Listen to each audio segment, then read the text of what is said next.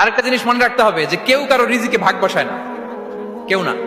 আমরা অনেকে মনে করি যে আমি ওকে দিলাম, ওকে খাওয়াইলাম, আমি বোধহয় খাওয়াইলাম। না, সে আপনারটা খায় নাই, সে তার রিজিকই খেয়েছে। আমাদের ঘরে আমাদের বন্ধু বান্ধব আসে অনেক সময়, আমাদের ঘরে অনেক সময় অতিথি আসে, তাদেরকে আমরা আপ্যায়ন করি, তাদেরকে খাওয়াই। আসলে সে আমারটা খায় না, সে কারটা খায়? তার নিজেরটাই খায়।